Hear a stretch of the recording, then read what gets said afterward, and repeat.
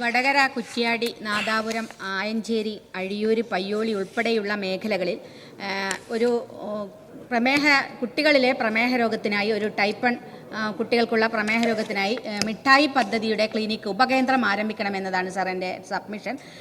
Sir, ഈ പ്രമേഹ രോഗം നമ്മുടെ കുട്ടികളെ വലിയ തോതിൽ വർദ്ധിച്ചു വരികയാണ്. ടൈപ്പ് 1 പ്രമേഹം അത് ഏകദേശം എൻ്റെ വടകര മേഖലയിൽ മാത്രം ഏകദേശം 135ലധികം കുട്ടികൾ ഇപ്പോഴുണ്ട് സാർ. അതിൽ 85 കുട്ടികളാണ് ഈ മിഠായി പദ്ധതിയിൽ ഇപ്പോൾ ഉൾപ്പെട്ടിരിക്കുന്നത്. 50 കുട്ടികൾ ഇപ്പോഴും പുറത്താണ്. ഈ പുറത്തുള്ള കുട്ടികൾക്ക് അവരുടെ ഇൻസുലിനും സ്ട്രിപ്പും സിറിഞ്ചും ഒക്കെ വാങ്ങുന്നതിന് വലിയ തുകയാണ് കൊടുക്കേണ്ടി വരുന്നത്. അത് മാത്രമല്ല, ഇപ്പോൾ ഈ മിഠായി പദ്ധതി അതിൻ്റെ ഇൻസുലിൻ ഇഞ്ചക്ഷൻ കിട്ടണമെങ്കിൽ കോഴിക്കോട് മെഡിക്കൽ കോളേജിൽ പോകേണ്ടി വരികയാണ്. ഏകദേശം 2-2.5 കിലോമീറ്റർ മണിക്കൂർ സഞ്ചരിച്ചതിന് ശേഷം മാത്രമേ മെഡിക്കൽ കോളേജിൽ എത്താൻ സാധിക്കുകയുള്ളൂ. അപ്പം ഈ മേഖലയിൽ, ഈ വടകര മേഖലയിലുള്ള കുട്ടികൾ അത്രയും ദൂരം, രക്ഷിതാക്കളൊക്കെ അത്രയും ദൂരം സഞ്ചരിച്ചത് ചെയ്യുക എന്ന് പറയുന്ന വലിയ ബുദ്ധിമുട്ട് നേരിടുകയാണ്.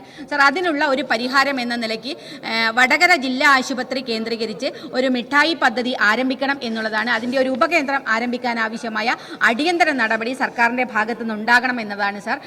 അതോടൊപ്പം ഈ മിഠായി പദ്ധതി, ഈ ഇൻസുലിൻ കിട്ടാൻ വലിയ ബുദ്ധിമുട്ട് നേരിടുകയാണ്. ഇപ്പോൾ കഴിഞ്ഞ 5-6 മാസമായി കുട്ടികൾക്ക് ലഭ്യമാകുന്നില്ല.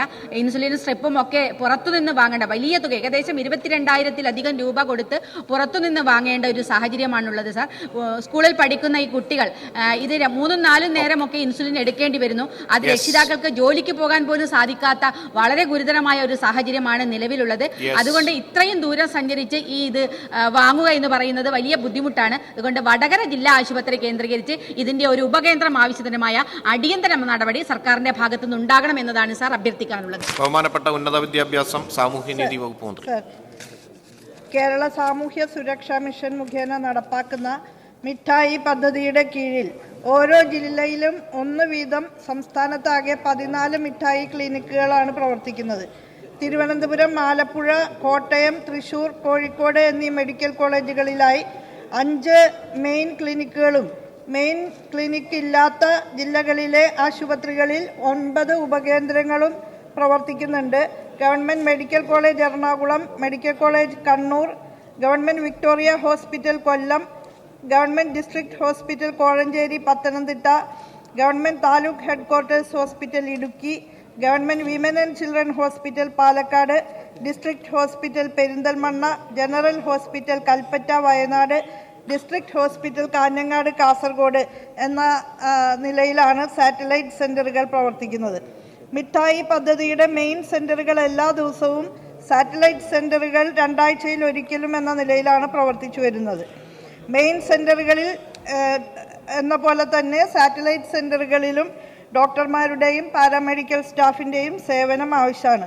നിലവിൽ കോഴിക്കോട് മെഡിക്കൽ കോളേജിലുള്ള മെയിൻ സെൻ്ററിൽ ആകെ 209 കുട്ടികളാണ് ഗുണഭോക്താക്കളായിട്ടുള്ളത്. ഒരു സാറ്റലൈറ്റ് സെൻ്റർ സ്ഥാപിക്കുന്നതിന് 1.5 ലക്ഷം മുതൽ 2 ലക്ഷം രൂപ വരെ പ്രതിമാസം ചെലവ് വരുന്നുണ്ട്. ഡോക്ടർമാരുടെയും നഴ്സുമാരുടെയും സേവനം ആരോഗ്യ വകുപ്പാണ് നൽകി വരുന്നത്. മിഠായി പദ്ധതിക്ക് നടപ്പ് സാമ്പത്തിക വർഷം അനുവദിച്ചിട്ടുള്ളത് 3,80,00,000 രൂപയാണ്. മരുന്നുകൾ, ഇൻസുലിൻ പമ്പിൻ്റെ കൺസ്യൂമബിൾസ് എന്നിവ വാങ്ങുന്നതിനും സ്റ്റാഫ് സാലറി, മെയിൻ ക്ലിനിക്കുകളുടെ നടത്തിപ്പ് ആവശ്യങ്ങൾ, മിഠായി വെബ്സൈറ്റ് മുതലായവയ്ക്ക് ഈ തുക ചെലവഴിക്കുകയാണ്. ഇപ്പോൾ ലഭ്യമായിട്ടുള്ള തുക 14 ജില്ലകളിലും ഓരോ മിഠായി സേവന കേന്ദ്രം എന്ന നിലയിലാണ് മുന്നോട്ട് കൊണ്ടുപോകുന്നത്.